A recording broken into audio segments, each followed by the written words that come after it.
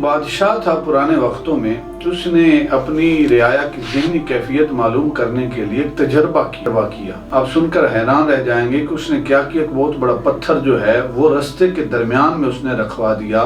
بادشاہ جو ہے وہ خود درختوں کی اوٹ میں چھپ کر بیٹھ گیا اپنے غلاموں کے ساتھ۔ کچھ دیر گزری، ایک شخص جو ہے اس پتھر کی دائیں جانب سے گزرتا ہے، ایک شخص بائیں جانب سے گزرتا ہے۔ کوئی شخص آتا ہے، وہ اس پتھر کو ٹھوکر بھی لگاتا ہے اور بادشاہ کو بھی برا بھلا کہتے ہیں کہ عجیب بادشاہ ہے، اس کی دور سلطنت میں، دور حکومت میں پتھر جو ہیں وہ رستے کے درمیان پڑے ہیں، کوئی کیا کہتا ہے، کوئی کیا کہتا ہے۔ تو اسی اثناء میں ایک کسان آیا، اس نے اپنے سر پہ ٹوکری اٹھا کے رکھی تھی پھلوں کی۔ وہاں پہ پہنچتا ہے، اس نے وہ ٹوکری ایک سائیڈ پہ رکھی اور اس پتھر کو اس نیت سے سائیڈ پہ کرنے کی کوشش کرنے لگا کہ کہیں اس پتھر کے ساتھ لگ کے کسی کو ٹھوکر نہ لگے اور کوئی زخمی نہ ہو جائے، کسی کو تکلیف نہ پہنچے۔ پتھر کافی وزنی تھا، لیکن کافی کوششوں کے باوجود بالآخر وہ کامیاب ہو گیا اور اس نے اس پتھر کو اٹھا کر سائیڈ پہ کر دیا۔ تو جو ہی اس نے اس پتھر کو سرکایا تو کیا دیکھتا ہے، نیچے ایک تھیلی پڑی ہے۔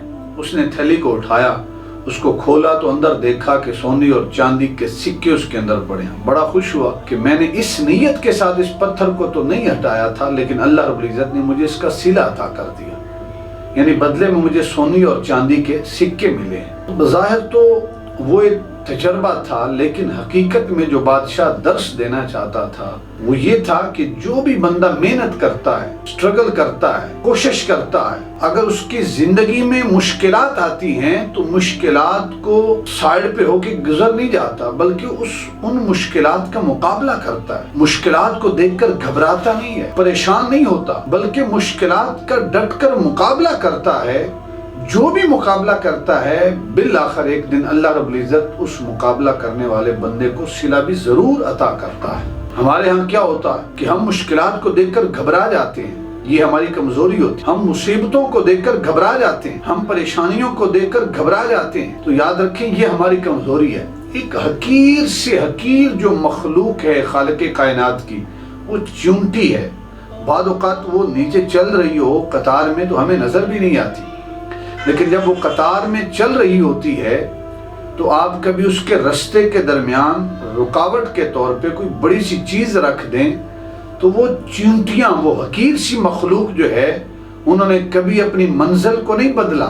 ہاں، رستہ بدل کے اپنی منزل کی طرف چل پڑیں گی، اپنی منزل کو کبھی انہوں نے نہیں چھوڑا۔ تو ہم تو اشرف المخلوقات ہیں۔ مصیبتیں آئیں تو ہم اپنا رستہ کیوں بدلیں؟ پریشانیاں آئیں تو ہم اپنا رستہ کیوں بدلیں؟ تکلیفیں آئیں، مشکلات آئیں تو ہم اپنا رستہ کیوں بدلیں؟ پرندہ ہوا میں اڑتا ہے، سامنے سے مخالف سے تیز ہوا آتی ہے، یوں لگتا ہے اس کے پروں کو اکھیڑ کے رکھ دے گی، لیکن اقبال نے کہا تھا کہ تندی بادی مخالف سے نہ گھبرا اے عقاب، یہ تو چلتی ہے تجھے اونچا اڑانے کے لیے۔ ہمیشہ یاد رکھیں کہ ہر وہ کام جو آسانی کے ساتھ ہو جاتے ہیں، جس کے لیے انسان کو زیادہ سٹرگل نہیں کرنا پڑتی، زیادہ محنت اور کوشش نہیں کرنا پڑتی، وہ کام تو ہو جاتے ہیں لیکن انسان کو کچھ بھی سکھا کر نہیں جاتے۔ اور اس کے مد مقابل وہ کام جو مشکل سے ہوتے ہیں، جس کے لیے انسان خون اور پسینہ بہاتا ہے، جس کے لیے انسان محنت کرتا ہے، تگ و دو کرتا ہے، رات اور دن ایک کرتا ہے، وہ کام ہمیشہ انسان کو کچھ سکھا کر جاتے ہیں۔ اور اس مشکل کے بعد، ان تکالیف کے بعد، ان پریشانیوں کے بعد جو اللہ رب العزت آسانی والے معاملات کرتا ہے یا اللہ رب العزت آسانی کے لمحات عطا کرتا ہے، ان لمحات کو گزارنے کا ایک الگ ہی مزہ ہوتا ہے۔ معزز ناظرین، یاد رکھیں کہ رب سے مشکلیں مانگے نہیں، تکالیف مانگے نہیں، لیکن جب آ جائیں تو پہلے سے خود کو تیار رکھیں۔ ہر روز صبح جب آغاز کریں تو یہ ذہن میں رکھیں کہ جو بھی مصیبتیں آئیں گی انشاءاللہ میں ان کا ڈٹ کر مقابلہ کروں گا، ان سے گھبراؤں گا نہیں، اپنے رب سے ان مصیبتوں پر صبر کی دعا مانگوں